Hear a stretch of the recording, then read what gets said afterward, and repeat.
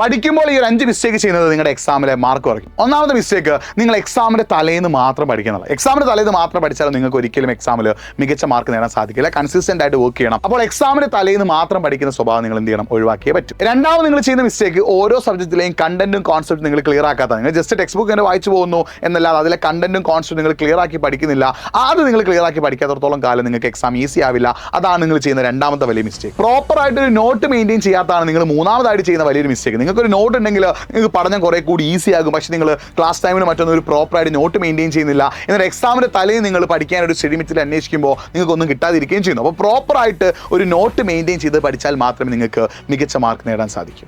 നിങ്ങൾ പഠിക്കുന്നുണ്ട് പക്ഷെ റിവൈസ് ചെയ്യുന്നില്ല. ഇതാണ് നാലാമത്തെ മിസ്റ്റേക്ക്. പല ആളുകളും പഠിക്കുന്നുണ്ട് പക്ഷെ പഠിച്ച കാര്യങ്ങൾ ഇടയ്ക്കിടയ്ക്ക് റിവൈസ് ചെയ്താൽ മാത്രമേ നിങ്ങളുടെ മെമ്മറിയിൽ ആ കാര്യം നിൽക്കുള്ളൂ. അപ്പോൾ പഠിക്കുന്നതിൻ്റെ കൂടെ തന്നെ റിവിഷനും വളരെ വളരെ ഇമ്പോർട്ടൻ്റ് ആണ്. അറ്റ്ലീസ്റ്റ് നിങ്ങൾ തിങ്കളാഴ്ച ഒരു ടോപ്പിക്ക് പഠിക്കുകയാണെങ്കിൽ ഫ്രൈഡേ എങ്കിലും അതൊന്ന് റിവൈസ് ചെയ്യണം. അതായത് ഒരു 5 ഡേ ഗ്യാപ്പിലെങ്കിലും നിങ്ങൾ റിവിഷൻ നടത്തണം. എന്നാൽ മാത്രമേ പഠിച്ച കാര്യങ്ങൾ നിങ്ങളുടെ ഓർമ്മയിൽ നിൽക്കുള്ളൂ. അപ്പോൾ revision is very very important. You are not serious about exams. ഇതാണ് അഞ്ചാമത്തെ മിസ്റ്റേക്ക്. നിങ്ങൾ എക്സാമിന് ഒരു സീരിയസ് ആയിട്ട് കാണുന്നില്ല.